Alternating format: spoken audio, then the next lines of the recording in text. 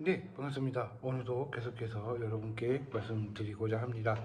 오늘 수요일입니다. 오늘 수요일 4월 1일 수요일 묵상을 하도록 할게요. 그래서 누가복음서를 보면서 19장부터 연속적으로 할 건데 이제 곧 있으면 이제 부활절이에요. 네, 일단 부활절을 먼저 본 다음에 그 다음에 이렇게 누가복음서를 보도록 할게요. 그래서 오늘 이번 주는 부활절이라서 이 부활절에 관한 이야기를 설명해 드리도록 하겠습니다.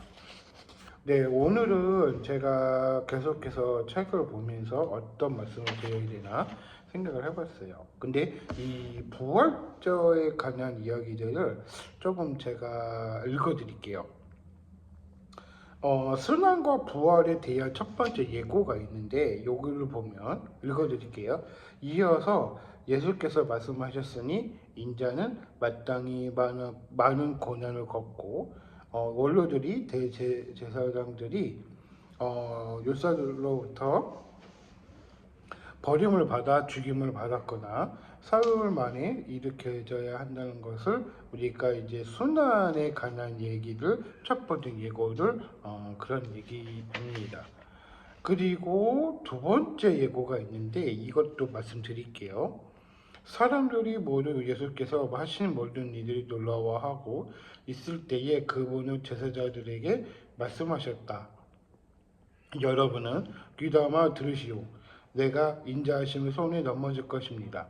그러나 그들은 이 말씀을 알아듣지 못했습니다.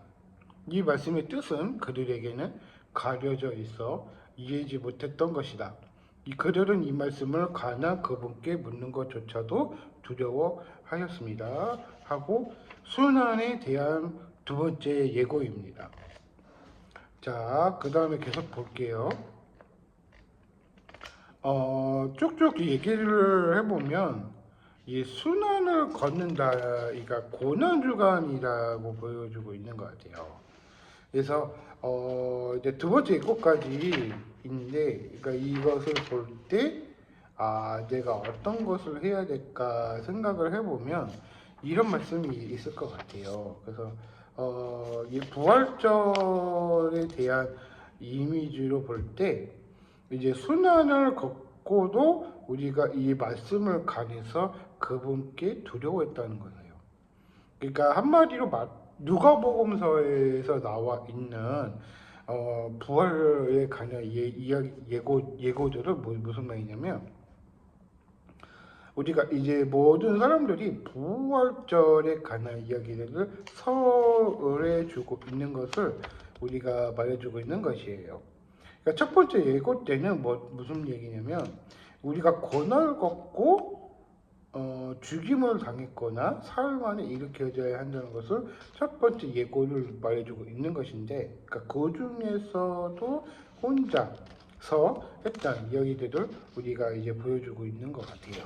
그 다음에 두 번째 예고를 본다면 인자하심을 사람들 손에 넘어질 것이다, 혹은 그러나 말씀을 알아듣지 못할 것이다 라고 우리가 이제 말해주고 있는 것이에요.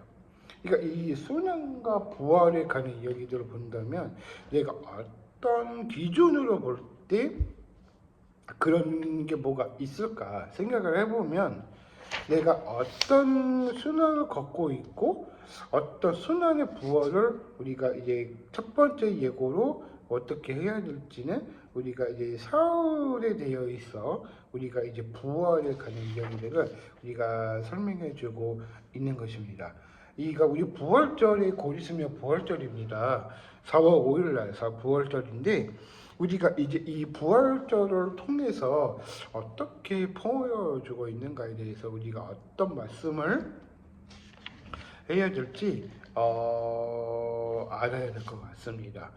오늘은 부활절에 관한 이야기들을 설명해 드렸습니다. 근데 이것을 보면은 이 누가복음서에서는 죽음과 부활에 관한 예고가 많이 들어 있고요. 그 다음에 이제 신약성경에 쭉쭉 읽어보면은 그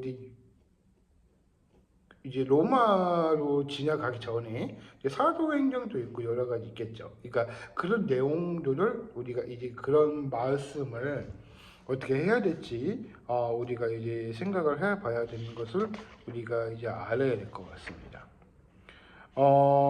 이것을 보면 내가 어떤 말씀을 보고 있는가에 대해서 어떻게 생각을 해봤냐면, 그러니까 이거는 부활절이면 이제 사람들이 온갖 사람들이 많이 하겠죠.